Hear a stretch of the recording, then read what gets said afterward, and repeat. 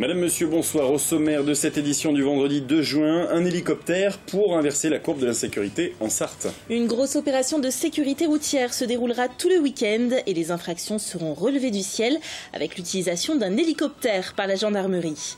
Le syndrome de Coffin-Siris, un syndrome extrêmement rare. 5 familles touchées par cette maladie se sont réunies pour partager leur expérience. Enfin, posséder un château fait rêver, l'entretenir financièrement beaucoup moins. Au château de Brétois, on a dû trouver des solutions pour le garder dans la famille. On parlera encore gros travaux avec notre invité. Olivier Bossard est le directeur général du centre hospitalier du Mans. L'établissement vient de démarrer une réorganisation complète des bâtiments. Le préfet veut marquer les esprits. Pour tenter d'inverser la courbe des mauvais chiffres de la sécurité routière en Sarthe, une grosse opération de contrôle de gendarmerie avait lieu tout l'après-midi. Leur atout, un hélicoptère qui permet de détecter les comportements dangereux des automobilistes. En quelques heures, les infractions se sont multipliées. Le reportage de Michael Texier. Sur le tarmac de l'aérodrome du Mans, le C-135 venu de Tours attend les ordres. Un renfort de taille pour l'escadron de sécurité routière de Sarthe. Avec 22 morts depuis janvier, le préfet veut marquer les esprits en ce grand week-end de Pentecôte. Cette opération, c'est un but technique. D'abord de repérer plus facilement les contrevenants parce qu'on est en l'air. Puis ensuite, il y a par liaison la radio, on avertit le sol évidemment qui intervient, le DSR, l'escadron de sécurité routière de la gendarmerie. Et puis le but, il est aussi psychologique, c'est de montrer que nous sommes prêts à mettre en œuvre tous les moyens pour faire cesser ou faire reculer la délinquance routière. Dans quelques minutes, il survolera les routes sartoises à la recherche de comportements dangereux. L'immersion dans le trafic de droite à gauche en clignotant, distance de sécurité, effectivement les personnes qui accélèrent, les comportements dangereux pour eux et pour les autres. On observe les véhicules au sol et on détecte par radio au centre opérationnel qui envoie les patrouilles au sol, véhicules rapides, motos d'interception. Déjà en quelques heures, les infractions se sont multipliées, 343 juste en début d'après-midi. Lors de la dernière semaine d'opérations de contrôle, les gendarmes ont verbalisé 2865 excès de vitesse en une semaine seulement. À 15 jours des 24 heures du Mans, l'association SO24 présentait sa voiture ce vendredi après-midi sur la place des Jacobins au Mans. Sarthe Objectif 24 est une association dont le but est de faire courir les pilotes sartois sur les 24 heures du Mans. Beaucoup de curieux sont venus découvrir cette Ligier JSP 217 du team Algarve Pro Racing. Un prototype qui court dans la catégorie LMP2.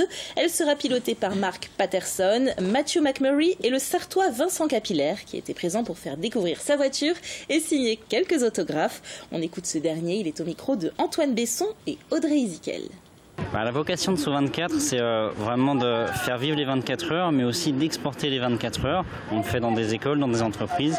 Et là, avec le grand public, de venir présenter cette voiture nous permet de faire venir un petit peu les 24 heures au cœur de la ville. En fait, là, on retrouve vraiment les couleurs SO24 et principalement le orange, qui est cher à la Sarthe et au Mans. Donc, on va pouvoir porter ces couleurs de la Sarthe pendant la course.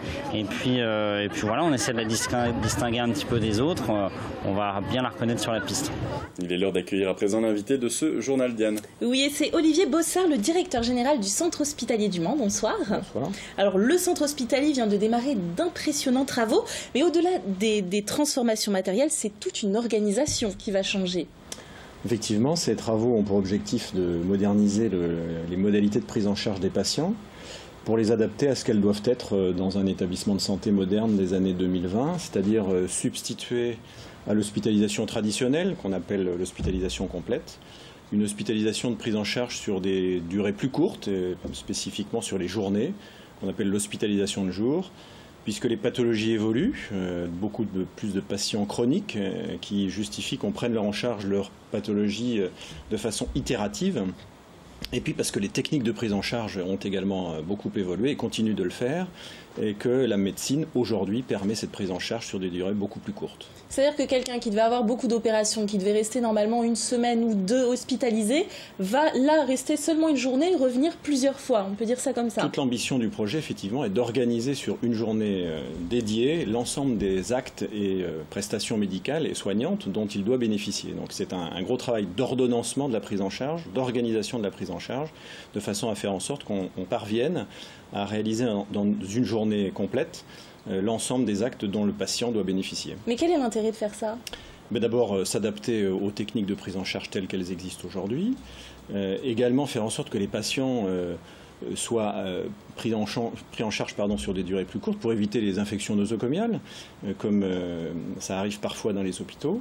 Et puis enfin, pour faire à l'assurance maladie les économies qu'elle doit réaliser pour permettre d'exister encore dans les années à venir. Oui, car c'est l'hospitalisation finalement qui coûte le plus cher, mais est-ce que c'est pas dangereux finalement que le patient ne reste pas en observation comme avant? Alors d'abord, la prise en charge est toujours adaptée à la situation du patient. Si le patient a besoin d'être pris en charge sur plus d'une journée, bien entendu, les médecins assurent cette prise en charge, puisqu'il restera une majorité de places, de lits d'hospitalisation complète dans l'établissement.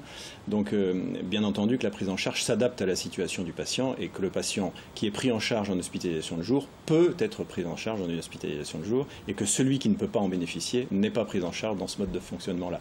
Alors l'enveloppe d'investissement pour ces travaux, c'est 295 millions d'euros.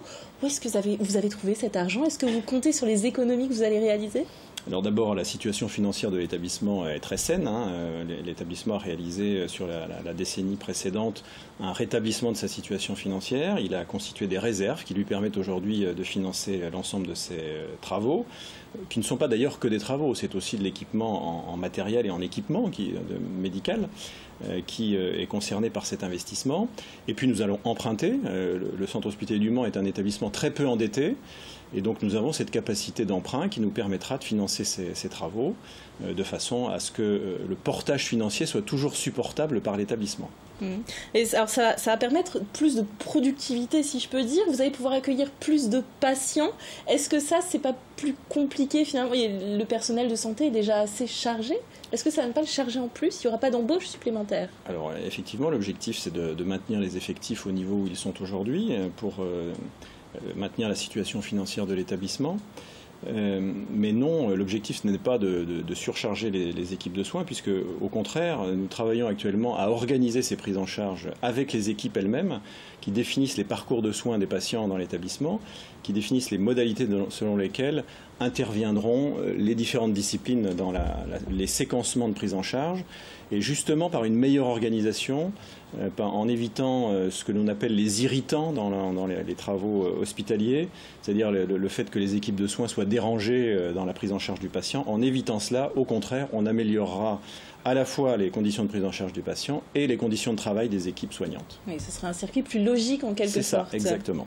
Voilà, donc ces travaux qui se termineront en 2023. Merci beaucoup, Monsieur Bossa. Je vous en prie, merci à vous. Coffin Siris, le nom de ce syndrome ne vous dit probablement rien et c'est plutôt normal. Il n'existerait que 100 cas dans le monde et 16 en France. Venus de tout le pays, 5 familles concernées par la maladie ont décidé de se retrouver pour la première fois. Et c'est la Sarthe, dans le gîte du maire d'Euro à Vouvray-sur-Huisne, qu'elles ont pu échanger sur leur expérience. Une rencontre qui pourrait déboucher sur une association. Reportage. On a juste mis nos mains. L'ostéopathie à 4 mains, une méthode innovante et confidentielle susceptible d'apporter d'excellents résultats. L'intervention de la professionnelle pendant ces journées de rencontres permet aux familles Coffin Siris, venues de toute la France, d'envisager cette solution. On l'applique sur des grosses problématiques d'enfants qui ont des plagios, des scolioses, des difficultés de motricité. L'envie de développer ça, vu le résultat que ça peut donner efficace. C'est-à-dire qu'en une séance, on a des résultats, alors que si on est tout seul, il va falloir 5-10 séances.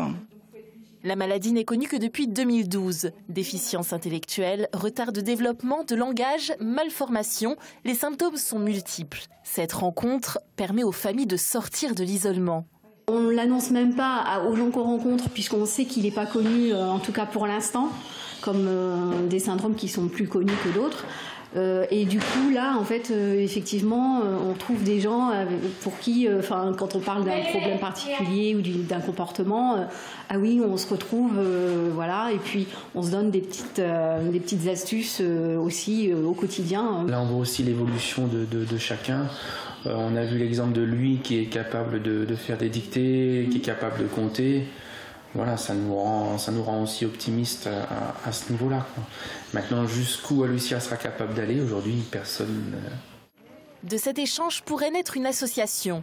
De quoi donner du poids à cette maladie et obtenir des droits pour une prise en charge satisfaisante. Les demandes de place auprès de spécialistes et même à l'école se soldent souvent par de telles réponses. Votre fille n'a pas sa place à l'école. Je rappelle que l'école est aujourd'hui inclusive par la loi. On a l'impression de faire l'aumône, de toujours se battre pour demander quelque chose. Et c'est quelque chose qui n'est pas acceptable du point de vue moral. Beaucoup de familles laissent tomber, baissent les bras et n'osent plus demander quoi que ce soit. Trouvent normal que des dossiers MDPH prennent 6 voire 8 mois de retard sans qu'ils touchent une seule compensation. Trouvent normal que des places soient refusées. 16 cas seulement sont répertoriés en France. Mais la méconnaissance de la maladie et le diagnostic difficile à poser laissent penser qu'il pourrait y en avoir bien plus.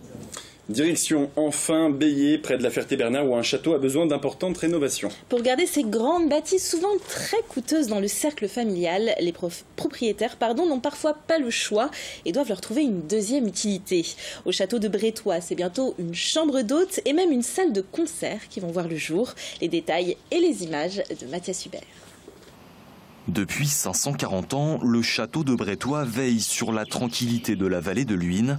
Durant sa longue existence, ce château a été tour à tour hôpital de guerre, école de jeunes filles et même une église. Aujourd'hui, une nouvelle page de l'histoire de la bâtisse va s'écrire. Le château va se transformer en chambre d'hôte et même en salle de concert. Pour la famille Calonne, qui en est propriétaire depuis 1946, cette évolution est nécessaire, car un château, ça coûte cher à entretenir. Ce style de maison, de génération en génération, finissent par s'éteindre malheureusement. Beaucoup de maisons comme celle-ci sont à vendre d'ailleurs, parce qu'il est très très difficile aujourd'hui de les conserver en l'état, sans avoir la moindre ressource qui permette de restaurer ce patrimoine. Alors les Calonne se sont lancés dans un vaste chantier pour aménager les lieux. Première étape, cette grange du XVe siècle qui servira d'espace de réception et de salle de concert. Cette grange, elle a 540 ans et je crois que c'était pour nous le point central de cette future société d'exploitation, c'est de remettre en vie, donner une nouvelle vie en fait à cette grange du 15e pour y organiser des événements. À terme, ce château possédera 25 chambres à louer. Quant à la grange, elle devrait être terminée pour décembre 2017. Dans un instant, la météo, assez capricieuse pour samedi, un peu plus agréable pour dimanche. Et puis ensuite, ce sera la découverte des premiers candidats à la 5e circonscription. Pardon, je vais y arriver. Vivement le week-end. C'est arrivé. Voilà, à lundi, 18h15.